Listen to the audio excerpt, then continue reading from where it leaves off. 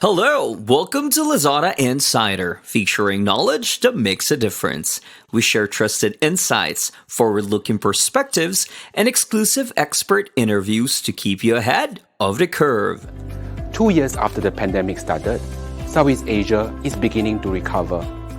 Although the pace remains uneven and sensitive to the volatile path of the pandemic, when it comes to digital commerce, we are seeing brands and sellers remain bullish about their business outlook according to our latest Digital Commerce Confidence Index. Together with Teck Kin, we are going to deep dive into some of these opportunities and potential headwinds that businesses need to watch out for. Teck Kin is the Executive Director in Global Economics and Market Research for UOB. He has more than 10 years of experience in macroeconomics and equity research. Hi Teck Kin, welcome and thank you for joining us today. Thank you, Chen. Really good to be here again with you. Talking about these topics that would affect businesses and consumers. Cool. First of all, I would like to know what is your point of view of the overall macroeconomic situations in Southeast Asia.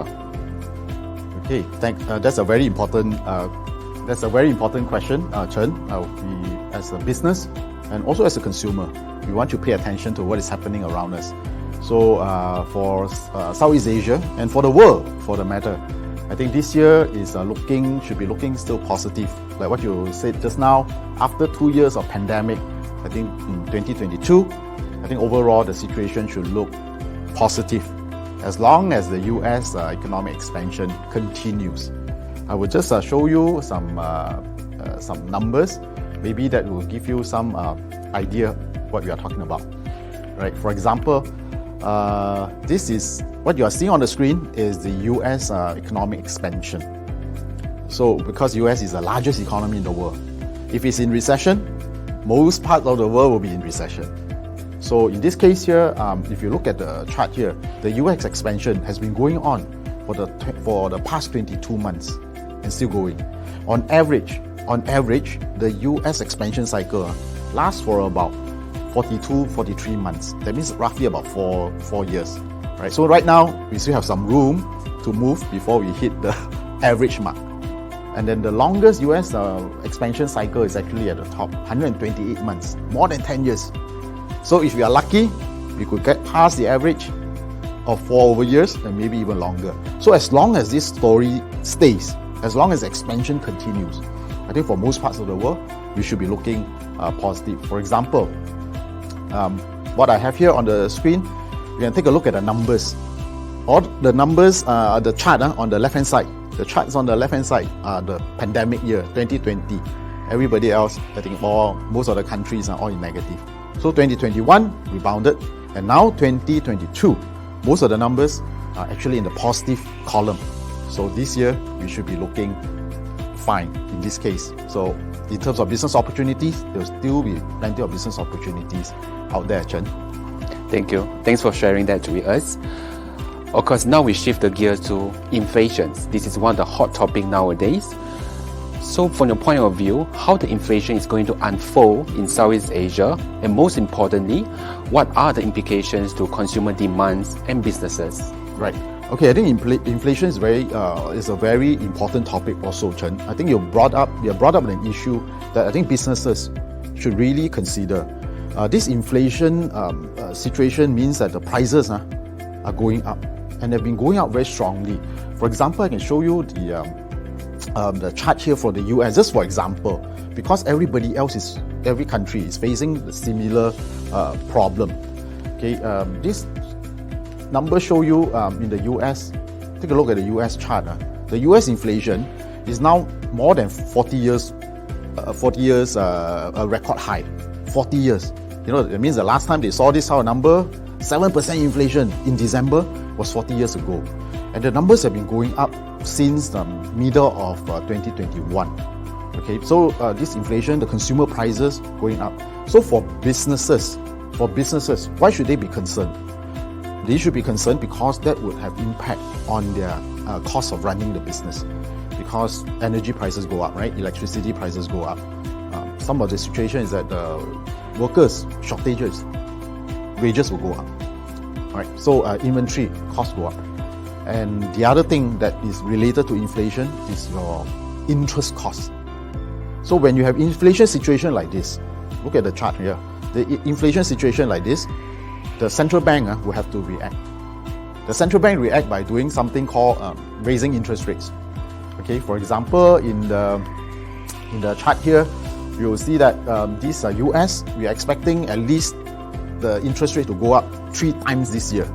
So by end of the year, the US interest rate, the policy interest rate we call that, will be at 1%, or could be even more.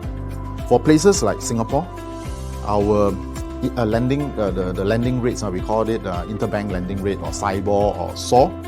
By the end of the year, it will be from 4.4% or so to more than 1%. Okay, so the same situation will be for Malaysia, for Philippines, for Indonesia, and even for Thailand. That means the interest costs will go up.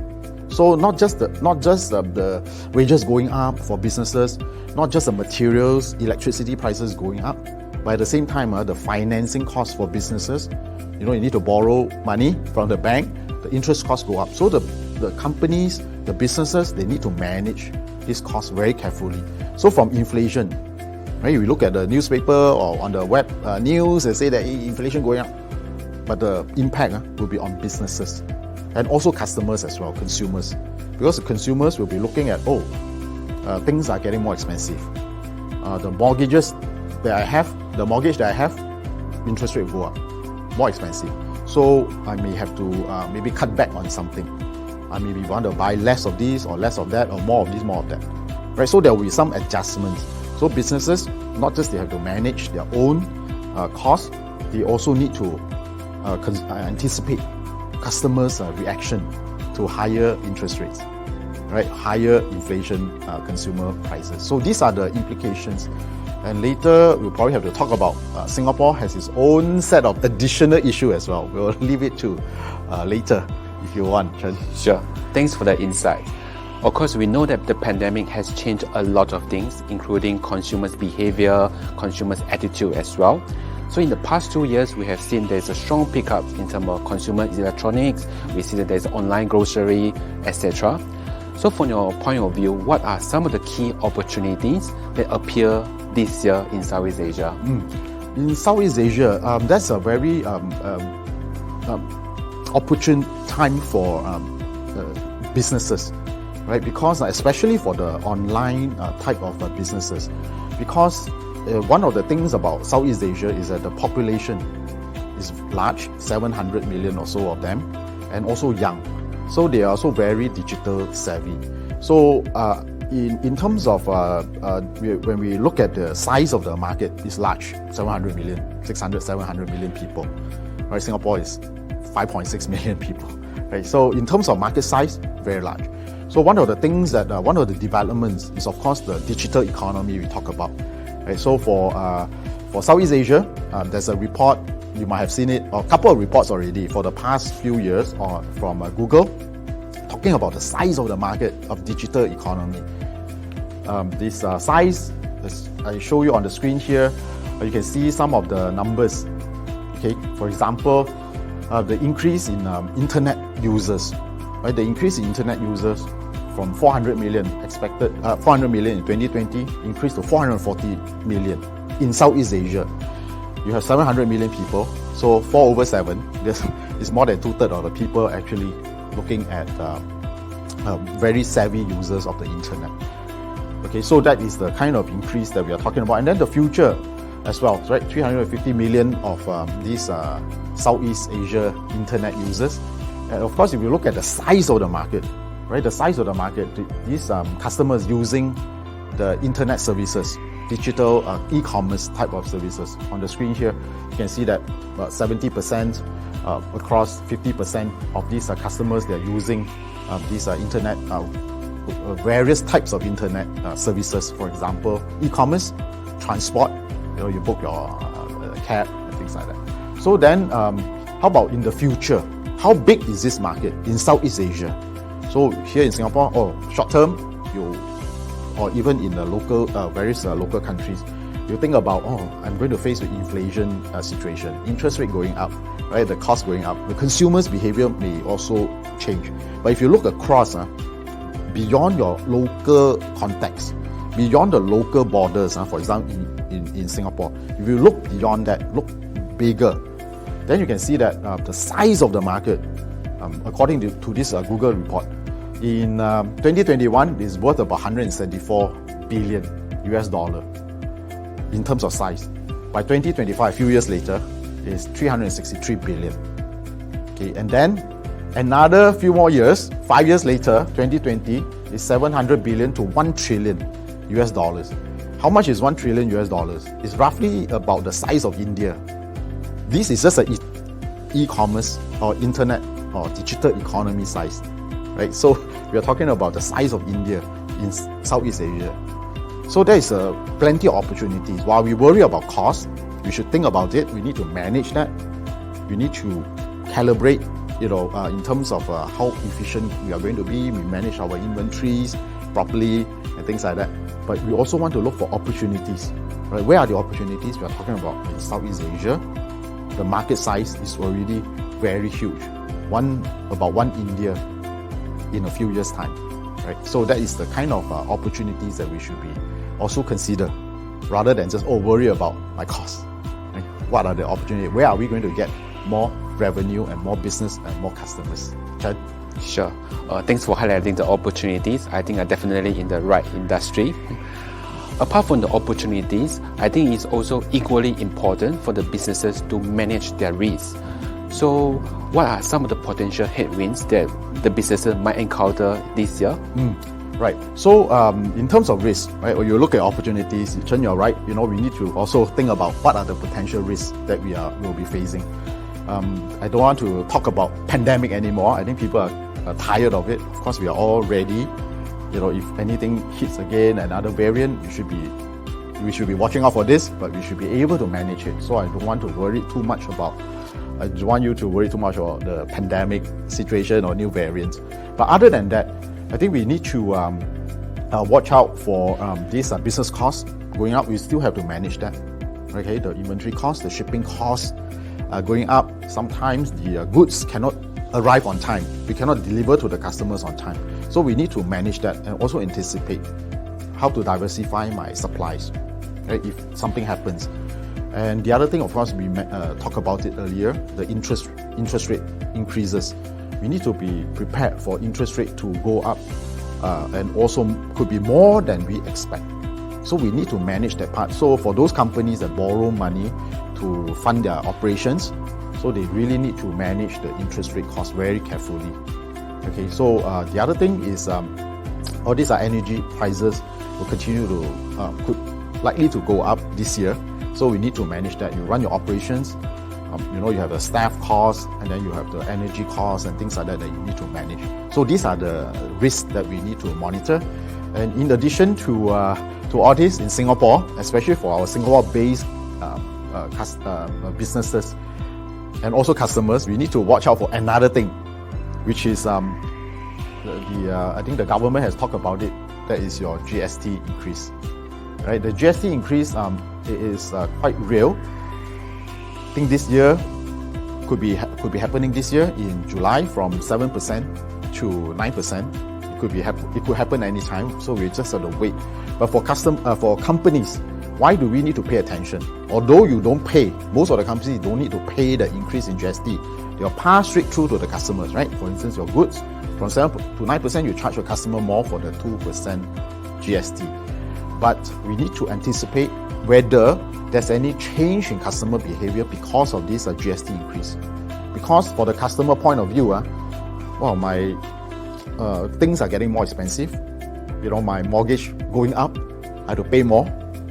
Then I have to spend less on something. And now you have this GST. So for the Singapore-based customers, the behavior may change after the GST and also before the GST increase. So for example, before GST increase, people will tend to buy more, right? That's a psychological thing. Although the 2% may not mean a lot, but it's a psychological thing. Before prices go up, I buy more.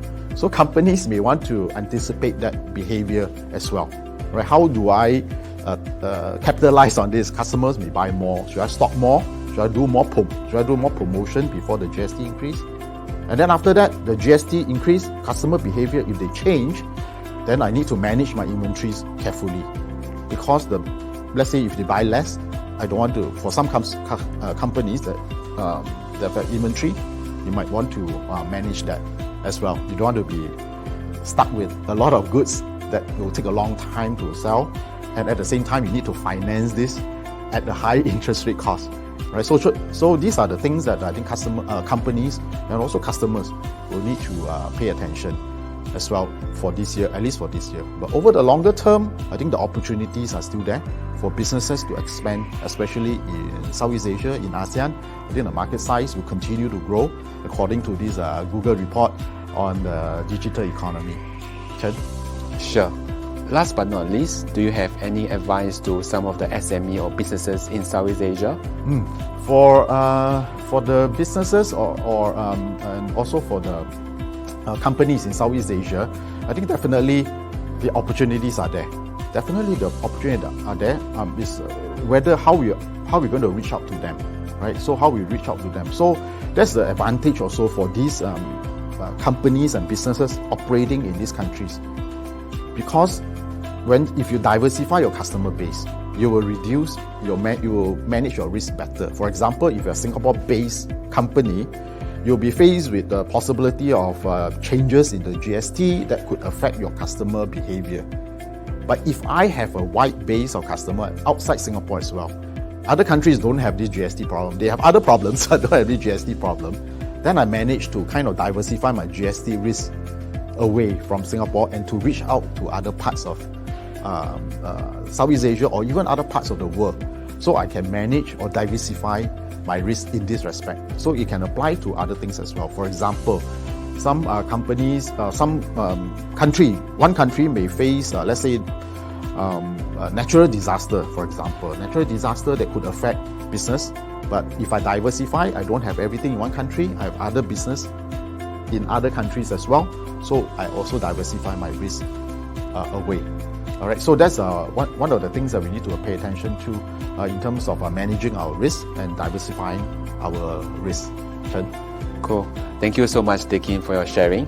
Thanks for having me here. This is Lazada Insider. We hope you enjoyed this episode. Make sure you click follow and subscribe so you don't miss our latest insights and expert interviews. Thanks again for joining us. Until next time, take care.